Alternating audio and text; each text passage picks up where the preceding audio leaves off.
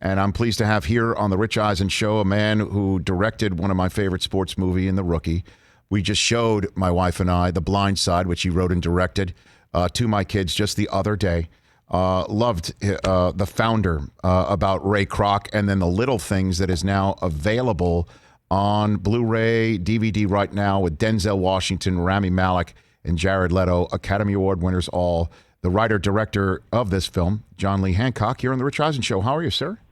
Yeah, I'm doing great. Rich, how are you? Better for talking to you. I don't even know where to start with you. Honestly, there's so much to get into.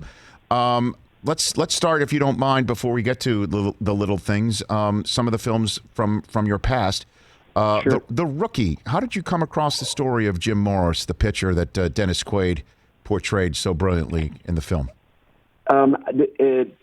Mike Rich wrote the script, and it was sent to me by a friend of mine who was producing the movie alongside a guy named Mark Ciardi, who had played minor league baseball with Jimmy Morris way back in the day, not the second time around, but the first time around. And so Mark had come across the story in Sports Illustrated. Somebody said, this guy's making a comeback, this old dude. And Ciardi thought, wait a minute, it couldn't be the same Jimmy Morris, but it was. And he secured the rights to Jimmy's life rights. And I read the script and thought that for a guy from Portland, Oregon, Mike Rich did a really great job of capturing West Texas. He had obviously spent a lot of time down there and knew his stuff. And it was the first movie I directed, so I was just trying not to get fired. Well, you succeeded, huh? Yes. Well, I mean, it's so beautifully done. I've seen it in theaters. I've watched it once, for like a third, fourth time in my life on a plane. I'm crying at 40,000 feet, like literally tearing up. I ask this hesitantly because I like to think everything's true and ripped straight from actually happening. Certainly in my favorite sports movies, the concept of him throwing a fastball using a speed limit sign to clock himself and then not knowing just how fast it was because it wasn't operating properly, the speed limit sign. Did that really happen, John Lee Hancock? Yes and no. Okay. No, it didn't happen to Jimmy Morris, but Mike Rich swears that when he was at a July 4th barbecue one time, that he and some of his friends had a few too many beers, and there was one down the street, and they took baseballs and threw it, and they swear that it gauged numbers. So I think years later when he wrote the script, he thought, well, that would be a good way to let the audience in on something that Jimmy himself doesn't know. And I just love the idea that he thought he didn't throw very fast, and he walks away, and then the number 9, the first digit, clicks in. I get goosebumps just even thinking about that, sir. Really. I remember, it's one of the things about directing movies is you remember exactly where you were when you were shooting that. Okay. And what time of night it was. We were in Austin, very near a high school that's now been torn down on a little tiny road. But yeah, you took me right back there just then. I love it. What time of night was it, John Lee Hancock? It was probably, we shot that last, so I think it was probably around 11 at night. Oh, man. Let's get to The Blind Side. And again, The Little Things, Warner Brothers, The Little Things, written and directed by John Lee Hancock, available on digital and Blu-ray. John Lee Hancock here on The Rich Eisen Show. You wrote the Blind Side as well as directed it. What about the story of Michael Oher attracted you to that project? Well, First, I'm a big Michael Lewis fan, and I always am going to read, books that Michael writes. And I had already done a sports movie and wasn't looking to do another one. Right. You can get in a rut in a way in terms of the way Hollywood views you. But Gil Netter, the producer, sent me the book. Said, "Would you like to read the book?" And I said, "I'm going to read it anyway, so might as well." They'll send me a first edition. That would be great. And so I get the book and I start reading, and I go, "Oh man, I've got a take on this." I knew I was going to like it, but I had a strong take, and I said, "But they're not going to like my take because it was an unconventional mother-son story." And And so, but I went in and pitched to Fox, and they said yes, and we were kind of off and running. Although we went through some fits and starts, it took years to get the movie made, and we eventually had to get Fox to give it up to us so we could take it to Warner Brothers to make it. But I don't know. I love Leanne Tui, and still I'm really good friends with Sean and Leanne and Michael and all those guys. So it was a great experience. Where is he today? How's he doing? What's going on with Michael Oher? He has kids and a wife, and amazing. Still hangs out with the Tui's some. I'm not sure right now if he's in Memphis or I think he's back in Baltimore, living in Baltimore. How did you get Sandra Bullock involved with that, John Lee? Well, everybody liked the script that I wrote. So you had different agents talking about different clients, and she. Her name came up, and I thought that to that point she had done mostly romantic comedies, but I'd seen her do some drama, and I thought she was very good at it, and I knew that we would fail miserably if Leanne Tui, isn't funny. We're dead. So I thought that she could handle the comedy end of it as well as the drama, and so we met several times, and she really liked the script, but she said, I just don't know. I don't know. This woman seems bigger than life and unreal at the same time. And so I said, I'll tell you what, let's go to Memphis. Let's spend the day with Leanne. And then you can make a decision and you'll feel good about it and I'll feel good about it. Mm-hmm. So we went to Memphis, spent the day with Leanne, which is always crazy. And, with her, with her gun in the glove box, and double parking at the high school, and driving 110 miles an hour to go visit Michael in Oxford, and everything that goes into the day for Leanne. And at the end of it, we said goodbye, and Sandy, said she terrifies me. But that's why I feel like I have to do this movie, because I've been around long enough now to know that those are the challenges that you're looking for. And she just crushed it. Yeah, all the way to the winner's podium, huh?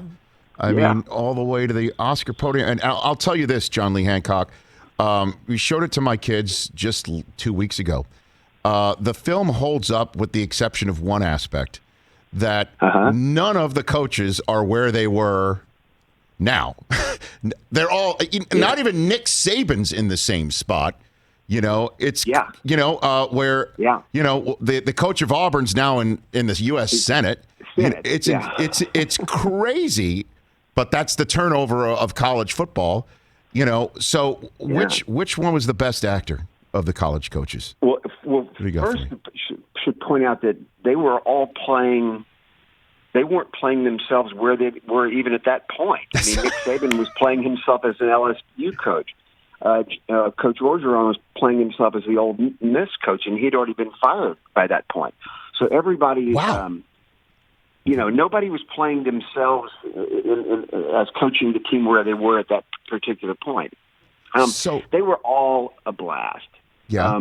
Nick, I think we had Nick had to work for a couple of days, and so he came in and he was early and always on time and on it and on the phone the whole time, and after we shoot like a master of a scene. It was a scene where he comes through the door and meets the Tui family.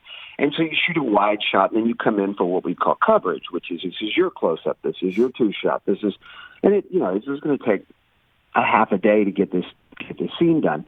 So we shoot the master, we practice it, rehearse it a couple of times, and we rehearse it, and we shoot one master. I said, okay, and we shoot another master. I said, okay, I think we've got that. Let's move in, and we're going to come in and cover Sandy or whatever.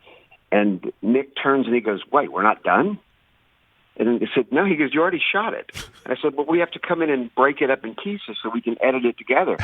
And he said, you guys need to talk to some people, in the football photography world, because we don't get to do it multiple times. We get one time, and you better capture it all. And I said, well, as soon as that technology exists, I'll be right there with it, Nick. But the other thing about Nick is that he's the reason he's so good at what he does is he would say to me after a take, he would say, "Don't let me be bad. Help me be better. How can I be better?" No kidding. Yeah, which was impressive. Well, now I could see him in an Aflac commercial, and he's clearly nailing that. I mean, I think, that's you could draw the lines between the two here. I coached him up. You did. But he was telling you got one take, you take it. I love that. So was he the coach of the Dolphins at the time that he shot this movie? Is that what it was? No, he was at Alabama. And you put him in LSU gear, and he's like cool with that. So that's the last time he probably ever wore LSU gear in his life was in this film. Yes, and what happened was I needed to get the real coaches involved. Right. And Leanne Tui, I was having trouble because coaches didn't want to do it. And I knew I needed Nick Saban. And so I had a casting for a Nick Saban lookalike, and the guy came in and was perfectly fine, but I thought, I know the difference. And sports fans have to like this movie. Sure. They can't hate this movie. So I called Leanne and said, she goes, "How's the casting going?" And I said, I'm having a little trouble, getting a hold of Nick. And she goes, I'll take care of that for you. It's like The Blind Side. It's like unbelievable. And so I said, so I get a call on a Saturday. My phone rings. I answer it. And he goes, "This is John Hancock." I said, "Yes." He goes, "It's Nick Saban, Leanne too." He said, "I had to call you." And boom, he's in the movie. Unreal. And boom, he's in the movie. And he said, I'll wear my LSU stuff that I still have packed away. I said, "Okay, that's fine." Okay. And I asked Leanne, I go, "How did you convince him to do it?" And she said, "I told him if he didn't play himself, they were going to hire a short, fat guy to play." Wow. That is phenomenal. Oh, the story's better than I could even have hoped. That's incredible. Oh, my gosh. John Lee Hancock here on The Rich Eisen Show. Let's talk about the little things. My gosh, Denzel, Rami Malek, Jared Leto, and a terrific film that, again, people can get on Blu-ray and DVD and digital right now. How did you come up with this concept, write it, and get all of these terrific actors in your employ for this, John? It took a while. I wrote it in 1992. Wow. It was just an idea that I had. I was very into cop shows and crime movies and procedurals and things like this. And this was before CSI and all these shows that we have on TV now that are about criminal procedures. But I came up with the idea and wrote it right after I wrote a movie called The Perfect World that Clint Eastwood directed. This was the next one I wrote after that.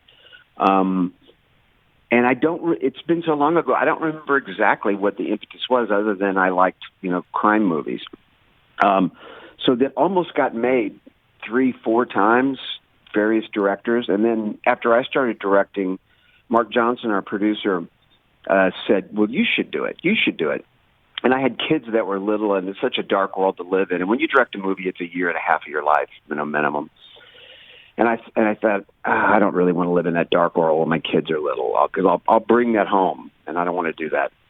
And so then my kids were in college, and Mark Johnson said, "You're out of excuses. You should do it." And Warner Brothers still owned it. And next thing you know, it was like they said, "Who do you want to play Joe Deacon?" And I said, "Denzel Washington. Why not shoot for the stars?" Right. And he said yes. And then magically, everybody just said yes. Yeah. I got all my first choices, That's amazing. for the three leads, which was never happens, but I'm glad it did. And again, it's available on Blu-ray and DVD. So again, these three, Denzel, again, you could just refer, you know how great somebody is when you just refer to them by one name. Denzel Washington, Rami Malek, Jared Leto. Again, from your filmography, from Saving Mr. Banks, The Alamo, The Founder. I mean, you have directed Tom Hanks. These three, obviously, Sandra Bullock, Emma Thompson, Billy Bob Thornton, a couple of times, Dennis Quaid, Michael Keaton in The Founder. Is there a through line between these actors, actresses that you as a director have noticed that makes them so great? Yeah, first, the easy answer is they're all incredibly talented, but it goes deeper than that. They are committed to excellence. When they show up, they know that they're creating something that's going to last for a long, long time, and they want it to be great because if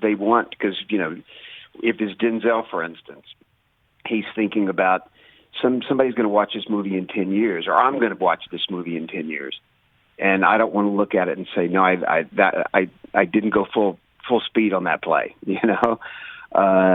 So I don't know. They're very particular in choosing. I think all these people choose their projects very carefully because they understand what they do well and where they won't excel. John Lee Hancock, I appreciate the time. Congrats on the little things. I mean, it's got to be had to have been wild for you to direct this film now when it first started in 1992. That had to be remarkably satisfying to you to do that. It was satisfying, but it was also very strange because you're going back and revisiting your mind from 30 years ago because these are all things I made up. So it was a little strange. I'm glad I got to do it for two reasons. One, just because I'd always enjoyed it and wanted to see it made, and two, because I don't have to make it again now. I bet. Thank you for the time. Those stories are great. I'd love to have you on anytime you want. I'm sure I've just barely scratched the surface. I'd love to talk to you about your other projects and whatever project you have that you want to promote. You've got a spot here anytime. Thanks for the call. Thanks, Rich. I appreciate it. You bet. That's John Lee Hancock. Go get The Little Things right now.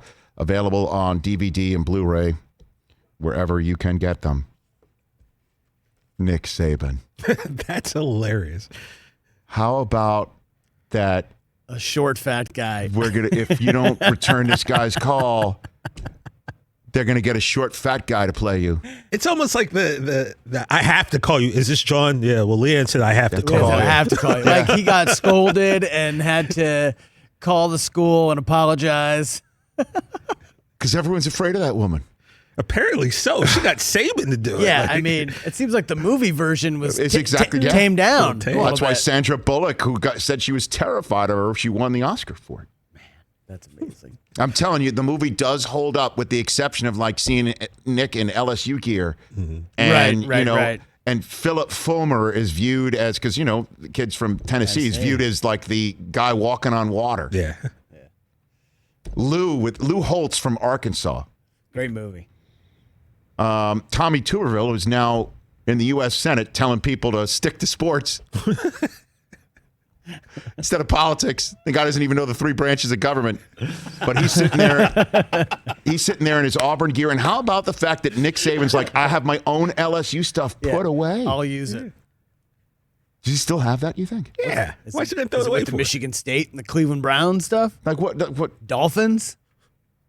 Is Nick Saban A hoarder? a pack rat? Yeah.